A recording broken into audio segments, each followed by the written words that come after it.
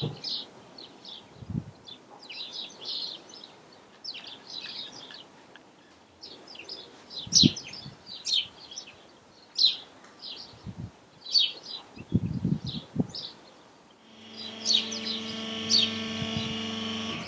good morning and welcome back. Now this week on the Heritage Softail, I need to change the fork oil. Now I've changed fork oil on many bikes over many years and there's a few different ways of doing it. So I thought for a challenge and a bit of a change, I'd use a method of changing my fork oil that I've never used before. Now I've said this before, that fork oil is one of the most neglected oil changes because it's more mechanically involved than changing the engine oil, which is just a drain plug and a filler cap and a spin-on filter. With the forks, you've got to take them out of the bike. You've got to at least take the cap off and suck the oil out or drain it out. There's a lot more to it. And if you haven't got the confidence mechanically to take your forks out, you're going to either hand it to a professional and pay your money, or you're going to just neglect it, which is even worse. But with Harley Davidsons, with some Harley Davidsons, there's a drain screw, literally a sump plug at the bottom of the forks. So I can drain the oil out the forks on this bike just by taking a screw out and letting it drain out. How easy is that? But then you've got to fill it up again. And that's where it gets challenging. Because in their infinite wisdom, whoever decided to put the drain screw at the bottom forgot to put a filler hole at the top. But of course there is a hole at the top of your forks. Obviously you just take the cap off and pour the oil in through there. But that still takes a little bit of mechanical knowledge. If you've got a cartridge fork, it's even more challenging because the cap doesn't actually come off. And of course you've got the bodywork. If you've got an Ultra or a Street Glide or a Road Glide, you've got all that plastic bodywork to get out of the way before you get to the top of the forks. This method doesn't use any of that, doesn't touch anything at the top whatsoever, because we're going to fill the oil in through the bottom, up through the drain hole. Now this method of changing fork oil, it's something I've seen somebody else do, and it worked for him, but it was a little bit of a hack, a bit haphazard, and it kind of made a bit of a mess. So I want to try and do it with a little bit more finesse, a little bit more reliably, so that I can pass it on to you as a method of changing your fork oil that wouldn't need any real mechanical knowledge whatsoever, just a bit of common sense and a few basic materials. Right, now there's our drain plug at the bottom of the forks, and if you think about it, it's a great way to do it because all the oil coming down the fork leg, draining out of that hole, it's washing all the sediment and the sludge out of the bottom of the fork. So it's a very cleansing and thorough way to change your oil. Now the guy that I saw do this, when he refilled it, he used a syringe with a plastic tube, and in the end of it was that little pointed adapter that you pump up an airbed with. You know, the kinds you just shove in. And what he did, that's got an 8mm hole. He just twisted it until it bit, till it held in there, and then he injected the oil and put 5 syringes of oil in up to the correct measured quantity. And in between taking the syringe off, obviously you think the oil is going to pour out, so he put a little tiny pair of vice grips and just locked off the hose so the oil didn't drain out. It did make a bit of a mess, but he got it done in the end. But personally, what I'd like to do is make some equipment that means I can do exactly what he did, but it's something that screws in properly and has a non-return valve. Now, no such actual piece of equipment exists as far as I know to do this, so I've got to make it for myself. And the one-way valve, I don't think that's going to be a problem. I'll have a look on the internet, perhaps something with a tap or a little spring-loaded ball valve or something. I'm sure that won't be hard. But the adapter itself, the little brass adapter that screws into there that I can put a hose on, I pretty much know that doesn't exist. So today, I'm going to take some brass on the lathe and I'm going to make myself a screw-in adapter to fill my fork oil from the drain screw. Let's go.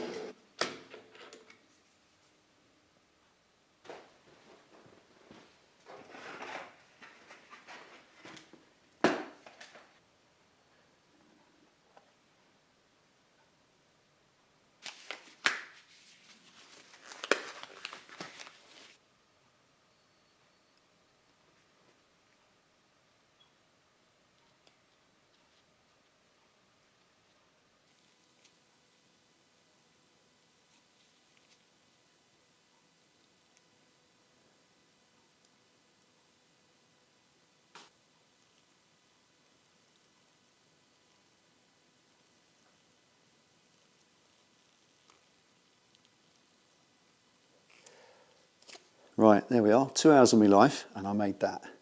Very happy with that. Now, that took 2 hours because I'm just a mechanic with a hobby lathe.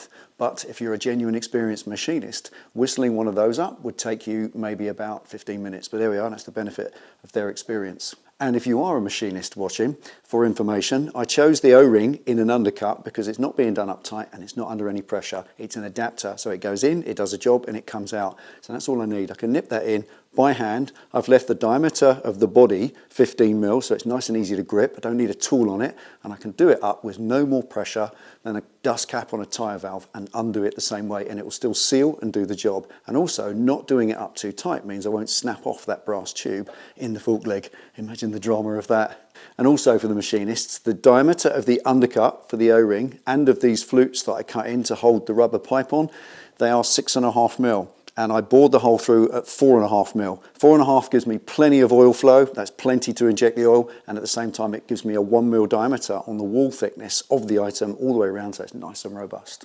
So there we are, need a tool, make a tool.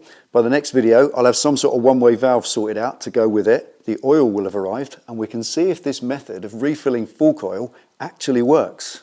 Looking forward to it. See you next time.